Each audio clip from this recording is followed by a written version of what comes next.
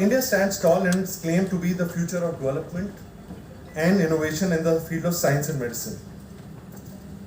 Moving on to the health and food industries, as we are all aware that safe, nutritious and healthy food is the one key priority for the government, industries and consumers as well. Food security and nutrition is now a key agenda at the global level, where it has become a fundamental framework and goal for some international organizations like WHO, UN, FAO, UNICEF.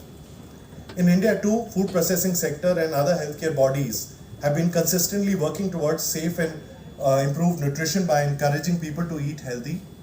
There has been effort to provide affordable, nutritious food, fortifying the food products that are available to the consumers today. However, we need to keep on upgrading our policies, processes and infrastructure towards providing health for our people. Today, India is facing a triple burden of malnutrition, malnourishment with undernutrition, obesity and micronutrient deficiency. We are experiencing a rapid health transition with rising burden of non-communicable diseases, surpassing the burden of even the communicable diseases. As per the survey on the National Non-Communicable Disease Monitoring Report, 26% of total adult population in India are overweight or obese. And as per as the latest ICMR India B17 results published in Lancet Diabetes, amongst the survey, substantial portion of Indian are diabetic. For example, 15.3% pre-diabetic, 35.5% hypertensive, 39.5% having abdominal obesity, and 81% having some level of dyslipidemia, which is huge. With this, the projection of diabetes is about more than 101 million people, and that of abdominal obesity is about 351 million. Now, NCDs, the non-communicable diseases, cause considerable loss in potentially productive years of life. Losses due to premature deaths related to heart diseases, stroke and diabetes are also projected to increase over the coming years. And therefore, intervention pertaining to poor dietary habits and physical activities are critical for us to act on. Coming in onto today's agenda, and like Ms. Jyoti Vij mentioned, the World Health Organization has released a guideline on 15th of May related to non-sugar sweeteners, with a conditional recommendation suggesting that non-sugar sweeteners not be used as a means of achieving weight control or reducing the risk of non-communicable diseases. The recommendation has to be assessed on a conditional basis as mentioned by WHO. This signals that policy decisions based on recommendation may require substantive discussions in country-specific contexts, linked, for example, to the extent of consumption in different age groups. Hence, we thank FICCI for providing this unique platform wherein eminent endocrinologists, scientists, nutritionists who have joined us today to share their knowledge, perspective around around the said guidelines and discuss and deliberate on this topic.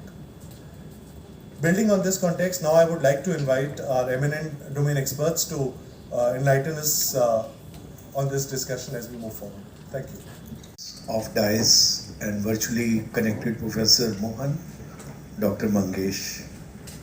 Thanks to FICCI for having me part of this very prestigious symposia today. He has already introduced the topic and the context why we are all here. Since the release of WHO guidelines on NSS, it happened on 15th or 18th of May. I think there has been a lot of hue and cry. So we all specialists have gathered today, and we'll have a panel discussion after our sessions to see what we can do about it, to put it in the right perspective, to put the right light on the guidelines, how these are relevant to us, whether we need a pharmacovigilance when prescribing NSS, and are these still relevant in our clinical practice to us as diabetologists. We are expert nutritionists across, and towards the end we may have some discussion and conclude where do we stand today. Slides. May I have my first slide?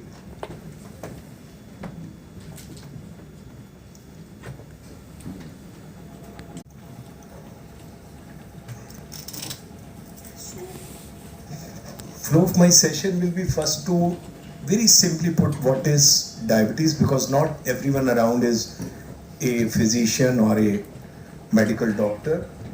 What are sugar substitutes and its types?